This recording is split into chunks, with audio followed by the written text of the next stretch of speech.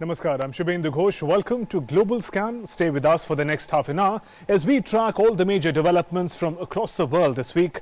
Impeachment trial of US President Donald Trump begins in the Senate. Idea of sustainability took center stage at the World Economic Forum in Davos. Roundup of catastrophic climate conditions in different parts of the world. All that and more. Let's begin with the headlines. Donald Trump's impeachment trial begins in earnest in the Senate. Senate rejects Democrats on documents and witnesses. Democrats warn US prestige will suffer if Trump is acquitted. 50th annual meeting of World Economic Forum in Davos, Switzerland. Climate change dominates the agenda. WEF aims to improve the state of the world, working on economic, social, environment interlinkages. Prime Minister Boris Johnson calls for deeper investment ties between Britain and Africa at a summit for leaders of 21 African countries. Johnson keen to develop business ties with countries outside of Europe after Britain's departure from the EU. World Court orders Myanmar to take urgent steps to protect Rohingya from persecution and atrocities, says Myanmar must take all measures within its power to prevent all acts prohibited under 1948 Genocide Convention and report back within 4 months. Prime Minister Narendra Modi and his Nepalese counterpart KP Sharma Oli jointly inaugurate the second integrated checkpost at Jogbani Biratnagar along the border. This is the second joint developmental project to become functional within the last 5 months. Let's begin with news from Americas. Impeachment trial of US President Donald Trump is underway in the Senate. Rules of trial were set by the Republican majority upper house. Democrats' push to include evidence and witnesses related to the case in the trial were rejected by the Senate, and thus began the series of heated arguments for and against President Donald Trump between his lawyers and Democrat managers. Late last year, House of Representatives impeached Donald Trump on charges of abuse of power and obstruction of investigation charges. But remember, no US president has ever been ousted from the White House through impeachment. The impeachment trial kicked off in the Senate. The Republican-controlled US Senate voted on the 22nd of January on party lines to approve the rules for President Donald Trump's impeachment trial, rejecting Democratic efforts to obtain evidence and ensure witnesses are heard. Trump's chief legal defender argued the Democratic case was a baseless effort to overturn the 2016 election, but a top Democratic lawyer said there was overwhelming evidence of wrongdoing. After US Chief Justice John Roberts convened the proceedings, the two sides began more than 12 hours of squabbling that lasted into Wednesday morning over Senate Majority Leader Mitch McConnell's proposed rules for the trial. Senators voted along party lines 53 to 47 to block 4 separate motions from Democratic leader Chuck Schumer to subpoena records and documents from the White House, the State Department, the Defense Department, and the Office of Management and Budget related to Trump's dealings with Ukraine. That once you hear those initial presentations, the only conclusion will be that the president has done absolutely nothing wrong. Even the president denies any wrongdoing. That whole thing is a hoax. It goes nowhere because nothing happened. But Democrats accused President Donald Trump of a corrupt scheme to pressure Ukraine to help him get re-elected and warned that America's global prestige would suffer if the US Senate acquits him. For how can any country trust the United States as a model of governance if it is one that sanctions precisely the political corruption and invitation to foreign meddling that we have long sought to help eradicate in burgeoning democracies around the world? The Senate trial is expected to continue 6 days a week, Monday through Saturday, until at least the end of January. Trump was impeached last month by the House of Representatives on charges of abuse of power and obstruction of Congress for pressuring Ukraine to investigate former Democratic Vice President Joe Biden, a political rival, and impeding the inquiry into the matter. Global Scan Desk, DD India. Meanwhile, US President Donald Trump on Tuesday said that the second phase of negotiations for US-China trade deal would begin soon and asserted that the two countries never had a better relationship despite the recent rough patch. Trump added that he shares a great relationship with Chinese President Xi Jinping. Meanwhile, Director General of the World Trade Organization said the political impact of US-China trade deal cannot be underestimated. Roberto Azevedo made the comments during a panel discussion on international trade at the World Economic Forum in Davos.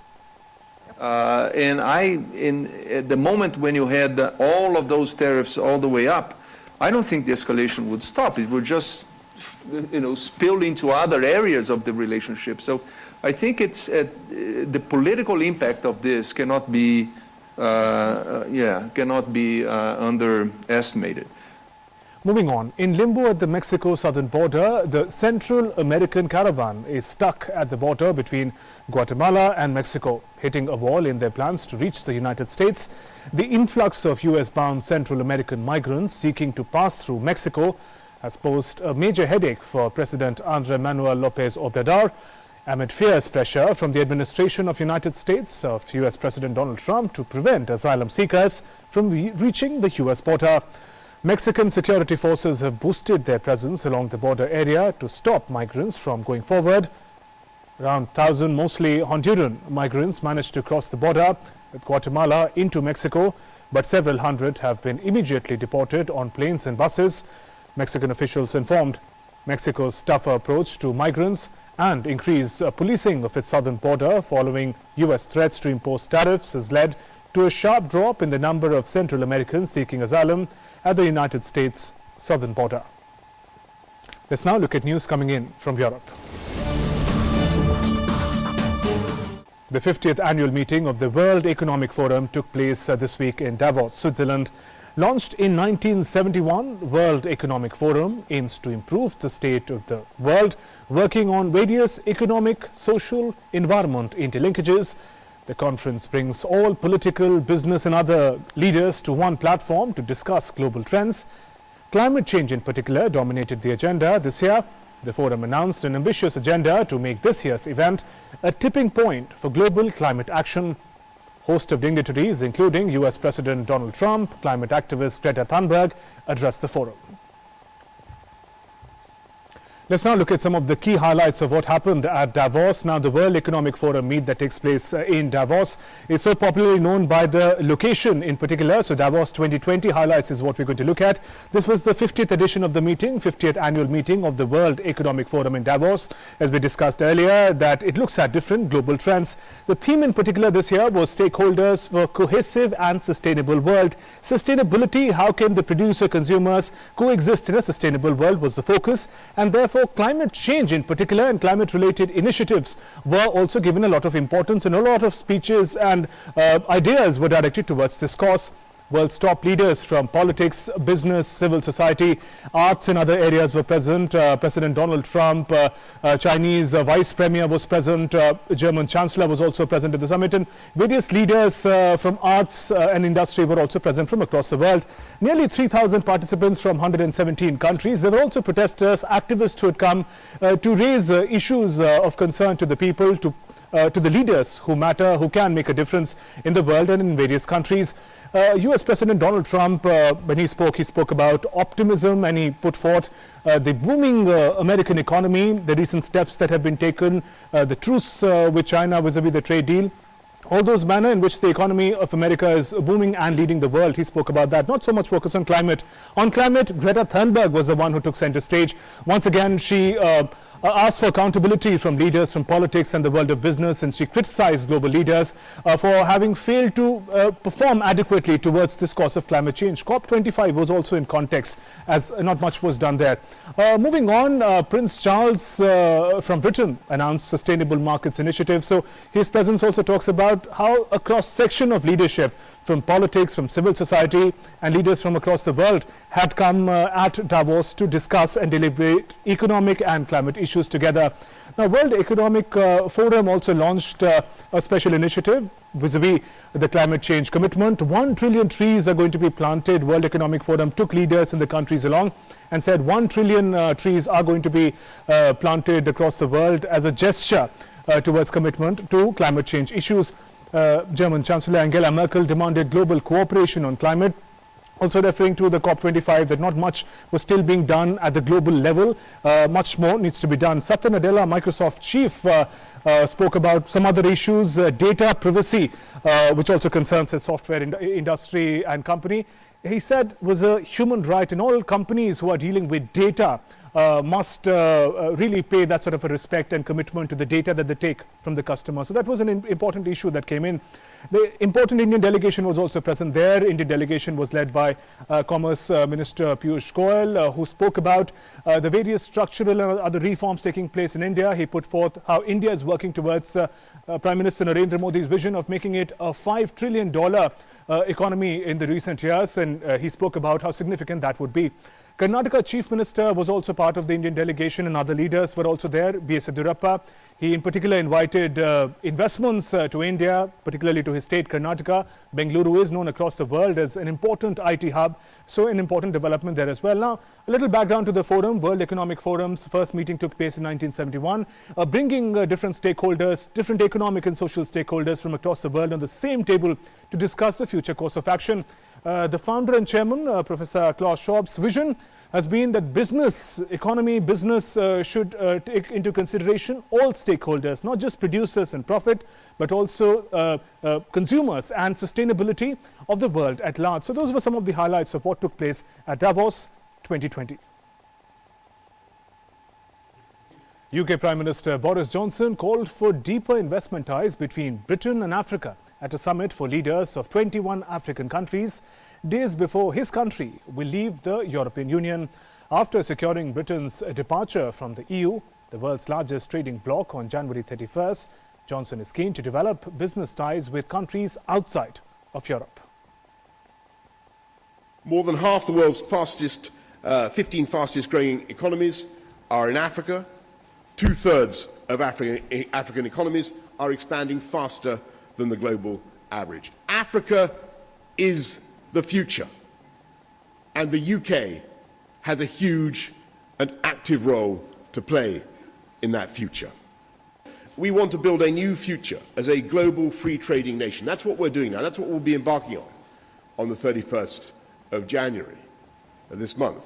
But I want to intensify and expand that trade. Not another penny of UK taxpayers' money will be directly invested in digging up coal. Next up, news from Asia. Prime Minister Narendra Modi and his Nepalese counterpart KP Sharma Oli on Tuesday jointly inaugurated the second integrated checkpost at Jogbani, Biratnagar along the border.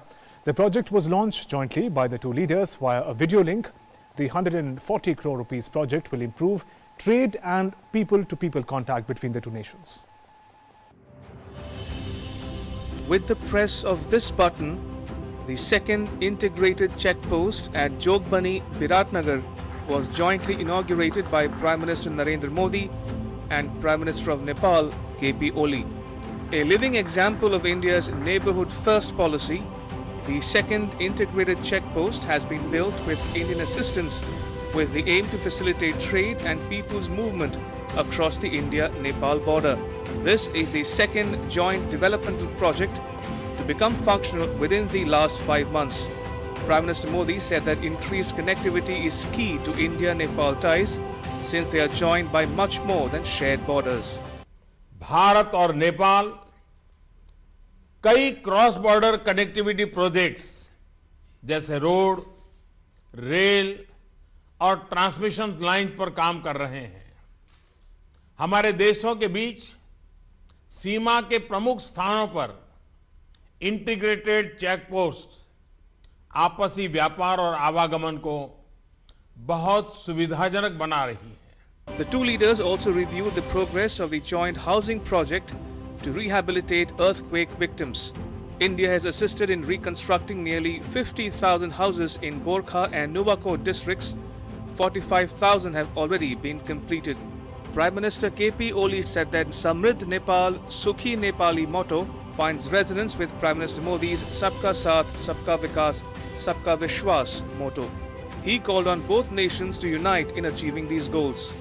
The current government of Nepal has the aspiration of Samridh Nepal, Sukhi Nepali. Your government has a vision of Sabka Saath, Sabka Vikas and Sabka Vishwas. To work together to make our countries prosperous and our people happy. In February 2016, an MOU was signed between India and Nepal, allocating US dollars 100 million to support reconstruction of 50,000 private houses. The housing reconstruction project in Gorkha and Nuwakot are covered under two partnership agreements with UNDP and UNOPS. India has contributed rupees 437 crore towards aid to beneficiaries. India has also been assisting Nepal in development of border infrastructure through several projects, including establishment of integrated checkposts at Birganj, Biratnagar, Bhairahava and Nepalganj. This New Year gift of an ICP at Jogbani, Biratnagar adds strength to India's ties with Nepal. With Rajkumar in Kathmandu, Bureau Report, DD News. 8 Indian tourists, including 4 children, died of a suspected suffocation at a hotel in Nepal on January 21st after trying to keep warm using a gas heater during the night. The victims were staying in Daman, a hill resort south of Kathmandu that is known for its panoramic views of the Himalayas. 7 other tourists in a group were unharmed, though. Now, the world may be facing a new epidemic, coronavirus. The virus that broke out in China 2 weeks ago has killed over a dozen in Wuhan, while the toll is expected to rise further. The virus is fast spreading as the country has so far reported close to 600 cases of this deadly virus. The virus that originated in China is now spreading to other Asian countries, with Thailand confirming 4 cases of the virus. Japan, South Korea and Taiwan have each reported a case of coronavirus. In the United States too, a case of coronavirus has been reported. Cases of coronavirus have also been reported in Hong Kong.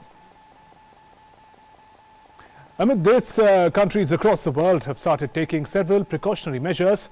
The countries have started screening people coming from China at airports to detect any strains of virus.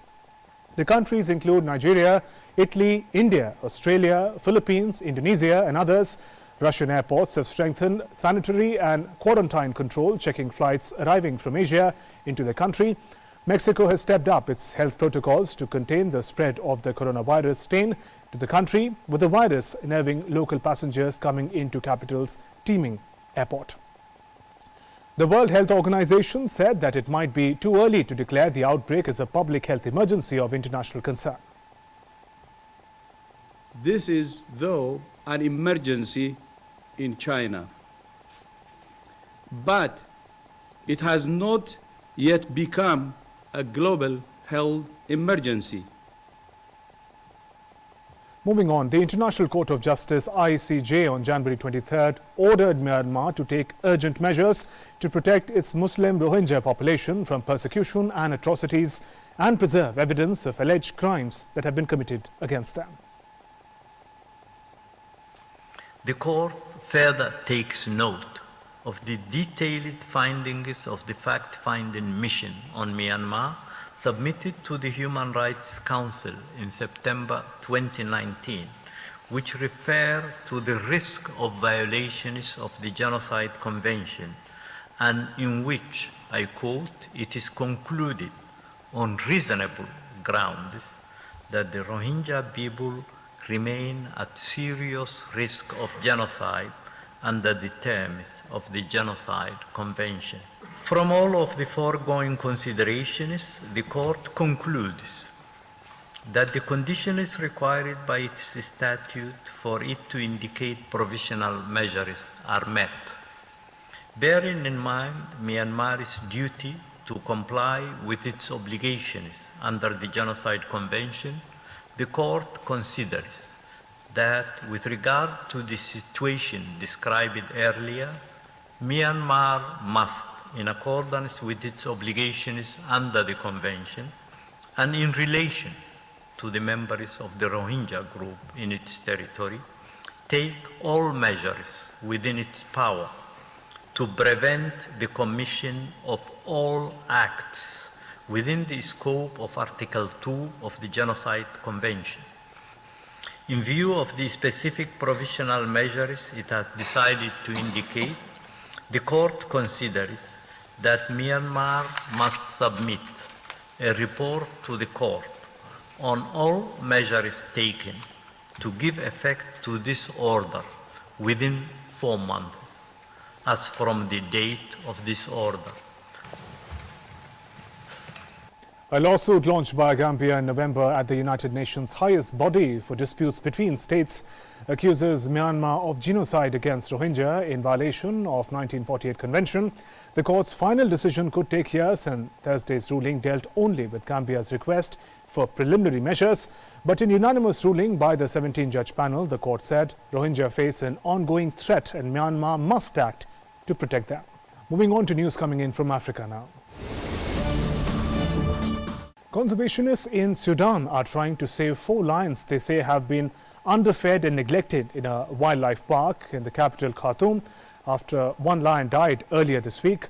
The emaciated lions belong to an important subspecies that exist only in limited areas, including southeast Sudan and neighboring Ethiopia, said Khalda Seleman Maghoub, the Sudan Wildlife Research Center. The lions are now being treated after a plea from Sudan Wildlife Research Center and an online campaign pointing out the plight of the wild beasts. Let's now move to our special focus for the show. After unprecedented damage in the bushfires, Australians now have to battle destructive floods and storm. This week in Northern Hemisphere, meanwhile, United States and Canada face rather opposite climate as they brave harsh winter blizzard. Storm Gloria lashed through Spain. Meanwhile, Zimbabwe is heading towards an apocalyptic drought. Here's more on climate crisis in different parts of the world. From bushfires in Australia to storms in America and Europe, the effects of climate change are everywhere, one after another. Australia is battling nature's fury, already experiencing massive bushfires. Australia was hit by severe storms this week, resulting in flooding in some residential areas. What followed next was a severe hailstorm in the capital, Canberra, causing damage to property and blanketing the landscape in white. While Australia experienced the hottest summers this season, parts of Canada and United States turned white due to winter storms. A winter blizzard hammered Canada's Atlantic coast, packing wind gusts of more than 120 kilometers an hour, resulting in a whiteout which buried cars and covered the doors and windows of several homes. In USA, a sprawling winter storm brought bone-chilling temperatures in Midwest and Northeast of the country. This impacted around 100 million people across the region and resulted in several flights to cancel. Storms were also seen in Spain. A powerful storm named Gloria lashed the Spanish town of Morella with high winds, heavy rainfall and snow. The storm killed at least 8 people, while Alicante Airport was also shut down for 24 hours, disrupting more than 150 flight operations. Amid this, reports are alarming. United Nations has warned that Zimbabwe's land is drying up, and if the aid is not given, starvation will make a desperate situation. Scientists say these extreme weathers are a consequence of climate change, resulting in global warming. Reports released by the World Meteorological Organization show that the average global temperature is to have risen by 1.1 degrees Celsius last year. Reports also suggest that the situation may worsen further, and the time to act is now. Global Scan Desk, DD India. And here's a quick roundup of important international developments in Speed News.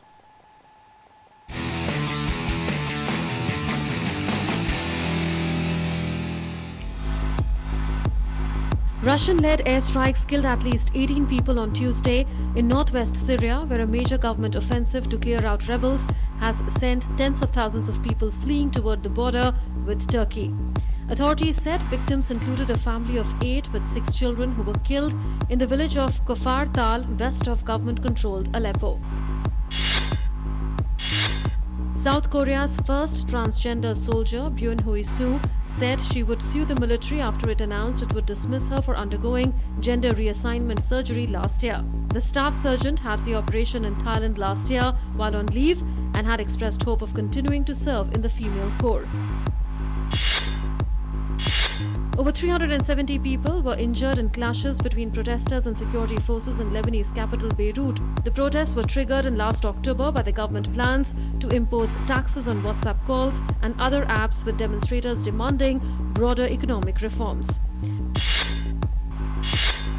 Some 300 protesters gathered near the shutter of Versailles, asking the French government to abandon a planned reform of the French pension system. The protesters chanted "Macron, president of the bosses," accusing the 42-year-old leader of caring only for the rich.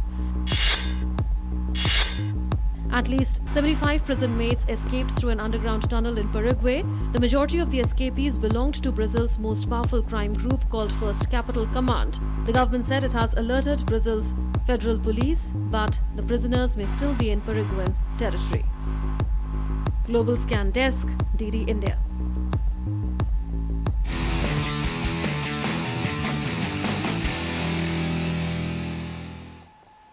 And we now get you all the action from the world of sports.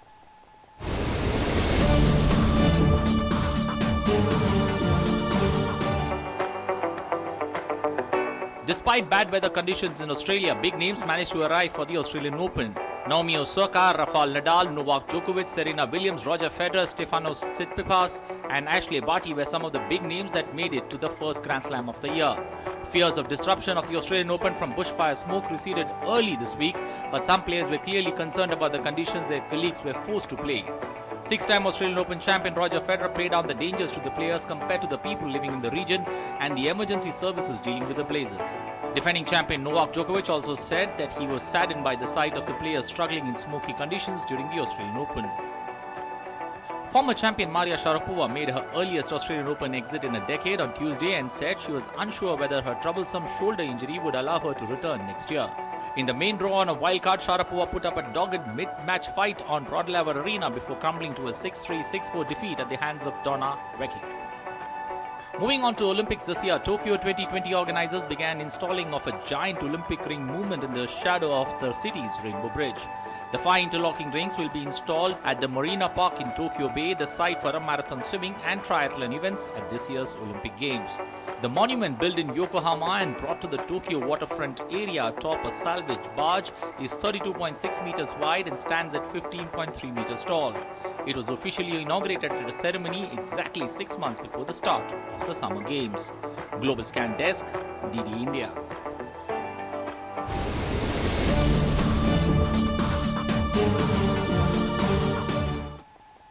And time for Showbiz, where we bring you all the buzz from the world of art and entertainment.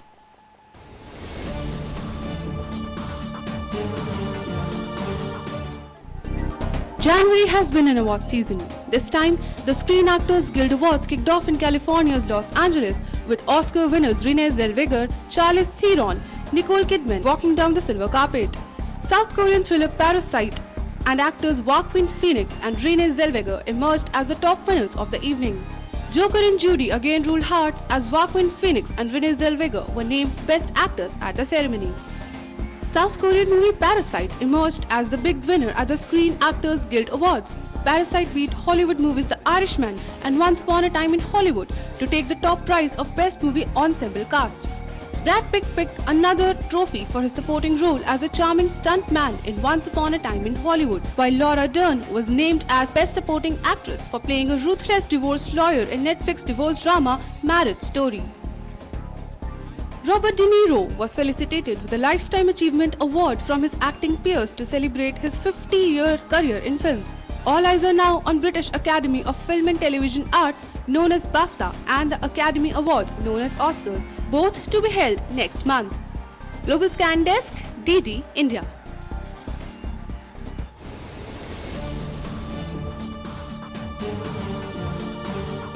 We've nearly reached the end of the show. More than 12,000 flamingos arrived in the lakes of Cyprus, which is one of the most important destinations for greater flamingo species.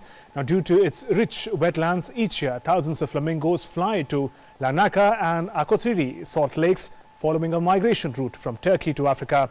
Spend time with the birds. We'll see you next week. Goodbye for now.